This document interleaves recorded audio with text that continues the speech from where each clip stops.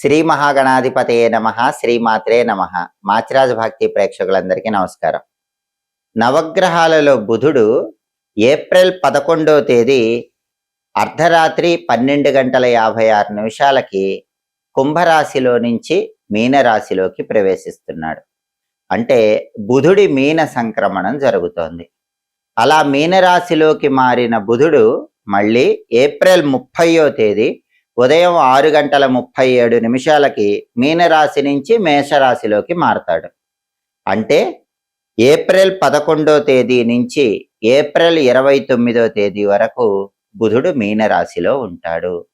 ఈ బుధుడి మీనరాశి సంచారం, బుధుడి మీన సంక్రమణం 12 రాశులకి ఎటువంటి ఫలితాలను కలిగింపజేస్తుందో, 12 రాశుల్లో ఏ రాశుల వాళ్ళకి బుధుడి మీన సంక్రమణం అనుకూల ఫలితాలు కలిగింపజేస్తుందో, ఏ రాశుల వాళ్ళకి బుధుడి మీన సంక్రమణం వ్యతిరేక ఫలితాలు కలిగింపజేస్తుందో, అనుకూల ఫలితాలు రెట్టింపు చేసుకోవటానికి, వ్యతిరేక ఫలితాలు తగ్గింపజేసుకోవటానికి బుధుడికి సంబంధించిన ఎలాంటి శక్తివంతమైన పరిహారాలు 12 రాశుల వాళ్ళు పాటించాలో ఏప్రిల్ 11వ తేదీ నుంచి ఏప్రిల్ 29వ తేదీ రాత్రి వరకు బుధుడు 12 రాశుల వారి రాశి ఫలితాల మీద ఎలాంటి ప్రభావాన్ని కలిగింపజేస్తాడో ఈ వీడియోలో మనం తెలుసుకుందాం. తదుపరి సింహరాశి. సింహరాశి వాళ్ళకి బుధుడి మీన సంక్రమణం వల్ల ఏర్పడేటటువంటి ఫలితాలు పరిశీలిస్తే, సింహరాశి నుంచి లెక్కబెట్టినప్పుడు సింహం, కన్య, తుల, వృశ్చికం, ధనుస్సు, మకరం, కుంభం, మీనం. అంటే బుధుడి సంచారంలో మార్పు జరిగిన మీనరాశి 8వ రాశి అవుతుంది. సింహరాశి వాళ్ళకి 8వ స్థానంలోకి బుధుడు ప్రవేశించాడు. బుధుడి మీన సంక్రమణం 8వ స్థానం, అష్టమ స్థానంలో జరుగుతోంది. జ్యోతిష శాస్త్ర గోచార గ్రంథాల ప్రకారం అష్టమ స్థానంలో బుధుడు యోగించడు, వ్యతిరేక ఫలితాలు ఇస్తాడు. కాబట్టి ఏప్రిల్ 11వ తేదీ నుంచి ఏప్రిల్ 29వ తేదీ వరకు బుధుడి మీన సంక్రమణం సింహరాశి వాళ్ళకి వ్యతిరేక ఫలితాలను ఇస్తుంది. ఎలాంటి వ్యతిరేక ఫలితాలు ఇస్తుంది? ఆ వ్యతిరేక ఫలితాల నుంచి బయటపడాలంటే ఎటువంటి శక్తివంతమైన పరిహారాలు చేసుకోవాలి?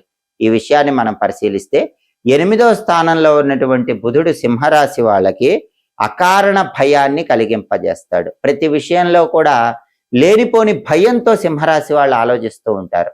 అలాగే అకారణ ఆందోళనను కూడా కలిగింపజేస్తాడు. ప్రతి చిన్న విషయంలో కూడా ఈ 8వ స్థానంలో ఉన్న బుధుడు సింహరాశి వాళ్ళు ఆందోళన పడిపోయేటట్టుగా చేస్తూ ఉంటాడు. అంటే సహజంగా సింహరాశి వాళ్ళకి భయము, ఆందోళన ఉండవు. నిర్భయత్వానికి సింహరాశి వాళ్ళు మారుపేరు, ధైర్యానికి మారుపేరు. కానీ అలాంటి లక్షణం ఉన్న సింహరాశి వాళ్ళను కూడా 8వ స్థానంలో ఉన్న బుధుడు అకారణ భయము, అకారణ ఆందోళన కలిగింపజేసేలాగా చేస్తూ ఉంటాడు.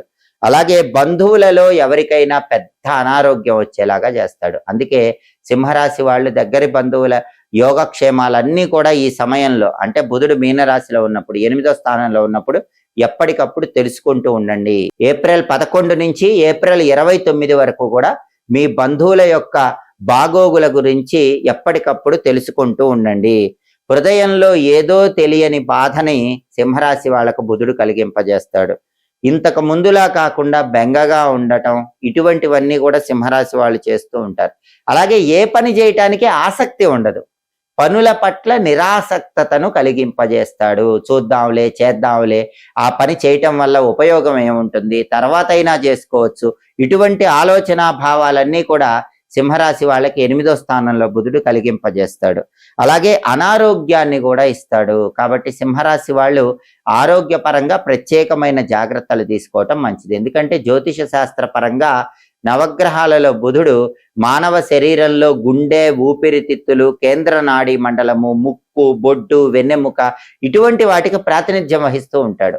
బుధుడు అష్టమ స్థానంలోకి వచ్చినప్పుడు వీటన్నిటిలో ఏదో ఒక విషయంలో సింహరాశి వాళ్ళకి ఆరోగ్యపరంగా ఇబ్బందులను బుధుడు కలిగింపజేస్తూ ఉంటాడు.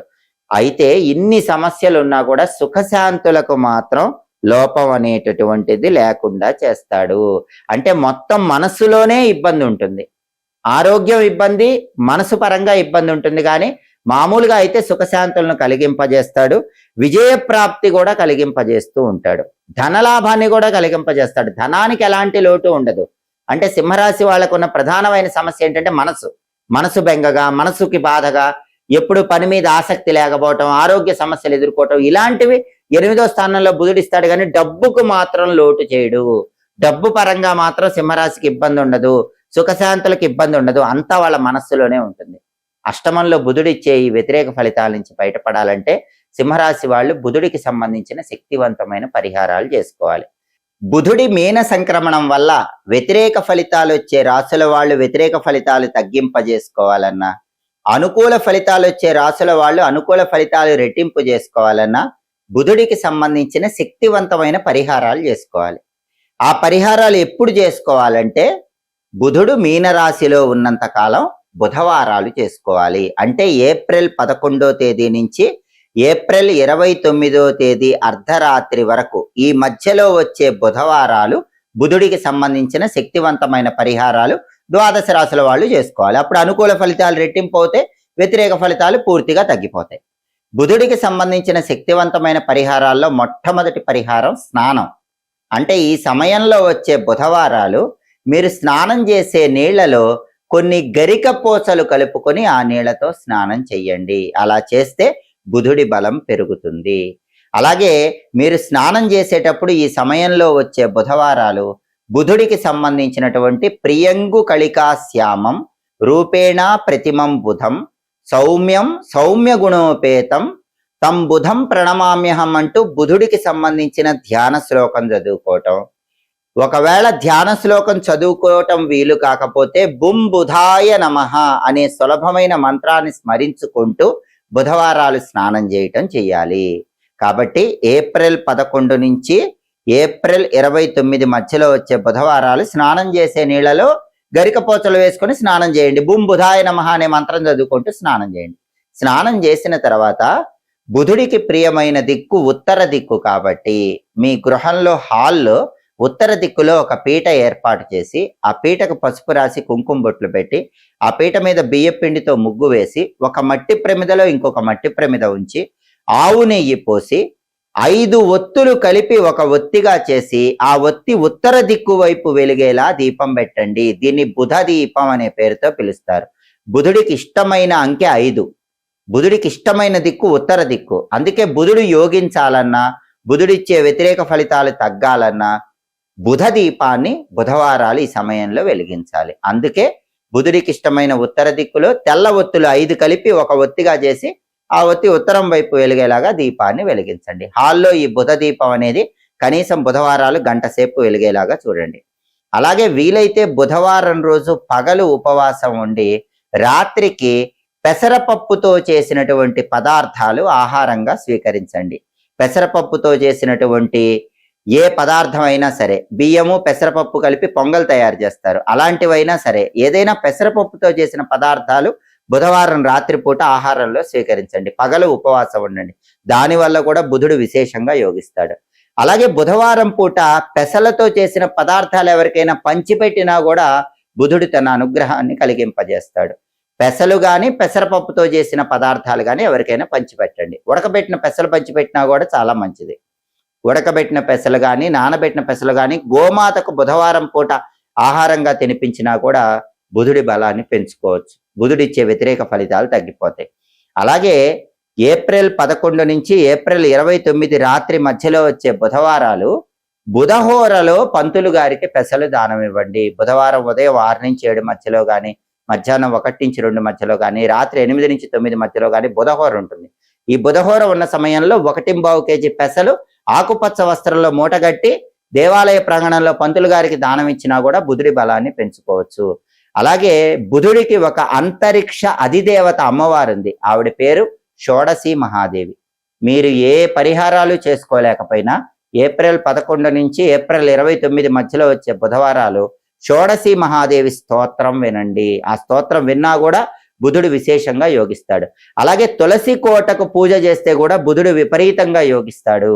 ఈ సమయంలో వచ్చే బుధవారాలు ఉదయం కానీ సాయంత్రం కానీ తులసి కోట దగ్గర ఆవు నెయ్యి దీపం పెట్టండి. తులసి కోట చుట్టూ 9 ప్రదక్షిణలు చేయండి.